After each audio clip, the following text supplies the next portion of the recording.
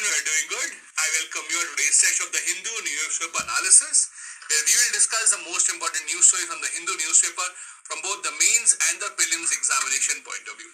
Also, once again reminding you, if you are in the middle of a UPSC preparation journey or you are just starting your preparation and you need some help in your preparation journey, you want to talk to an expert.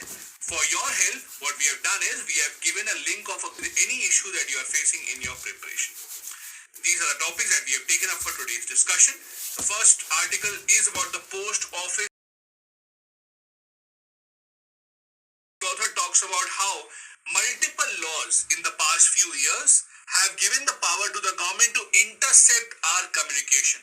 Means many laws have given the power to the government to actually look into and to see what people are talking amongst each other, to keep an eye on them. Second topic for this Hindu newspaper article is the IMEC. Since the breakout of the Israel-Hamas, the future of the IMEC, what can be done, what are the alternate routes that can be taken in the future. Third article is about the growth of India-Bangladesh ties in the context of Sheikh Hasina again becoming the Prime Minister of Bangladesh for the fourth consecutive term, what the future holds for India-Bangladesh relationship. From the prelims point of view, first article is about the invention of a new AI chip called the Kairali AI chip in the Digital University of Kerala. Next article, the NISAR mission, which as you know is a joint mission between ISRO and NASA. This is on track to be launched early 2024, that is early this year. And the third article from prelims about a fish called mosquito fish. What is mosquito fish? Why is it significant? What was the purpose of it? And is it turning into a big problem? These are topics that we'll be discussing today. Let's start with the first one. The first one is about a recent law passed by the parliament called the Post Office Act. Now, let me first explain the background context of it, what is the issue all about and what is the author trying to say.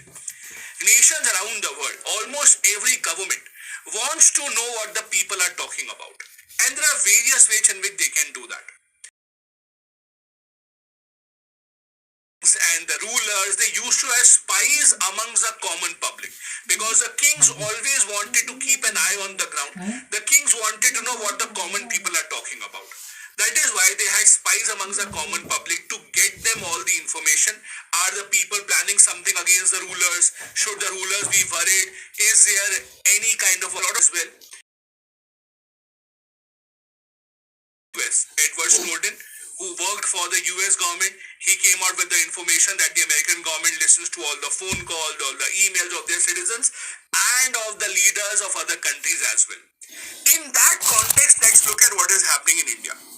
In India also there are multiple laws, especially the ones that have been passed in the few months as per the author, which are giving a lot of power to them. Allows the interception of any item by the post office authorities, including the conditions of interception, such as if there is emergency.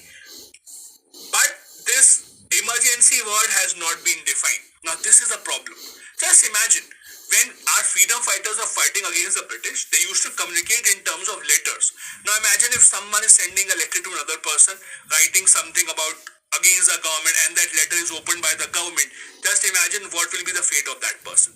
This is a problem here. As per the author, the government has taken upon itself the power to intercept any communication that is being done through post office, number one. It can be done, like it can be done in case of emergency, but there is no proper definition what will be an emergency condition, when is it allowed, when is it not allowed. Also, the other problem as per the author is, if an officer in the post office misuses this power of intercepting these messages, there is no liability against that person. There is no liability for the misuse of power as well.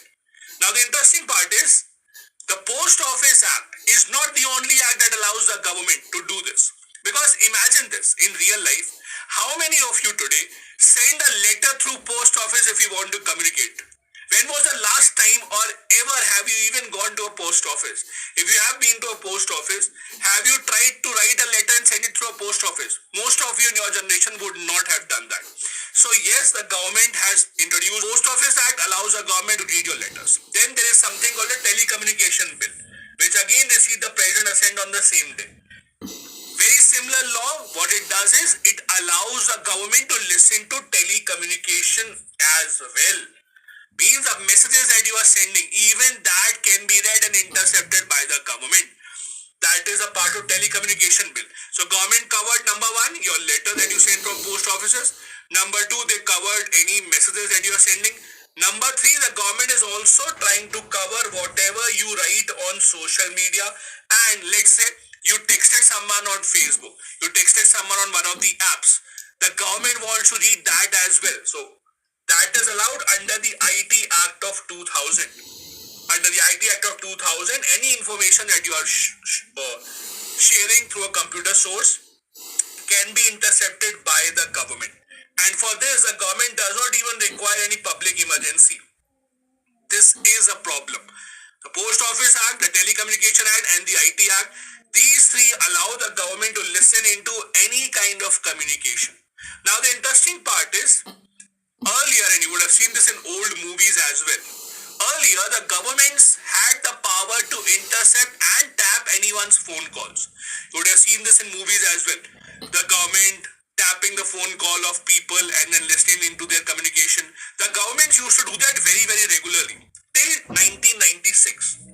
It was in 1996 that the Supreme Court said that you cannot do this randomly. Why? It's a violation of a person's right to privacy. The Supreme Court said if you really want to listen in and tap someone's personal communication, it has to be done as per the procedure established by law. It cannot be done randomly. That put an end to random phone tapping by the government. Because Supreme Court said in Article 21, right, also includes right to privacy, and you cannot just listen into what the people are saying. The court also said that when the government says that we have right to privacy, yes, the postcard should not be read, but this is the way in which right to privacy is important. But all these things only take space in your mind when you know that all the other things in your life are sorted. For example, if you don't have good food to eat, if you don't have a house to live, if you don't have a job, those things will take the priority. Once those things are settled, then you will think about, oh, do I have right to privacy or not? Because right now, if I tell you that you give me your personal information and I'll give you food in return, if you're hungry, you will ask for food. That is why right to privacy, etc., is a right that has now become much more debatable. It is now much more in the public domain. 30, 40, 50 years back, people did not really talk about right to privacy that much. Now it is a lot. The laws that the article is talking about, to discuss two of them.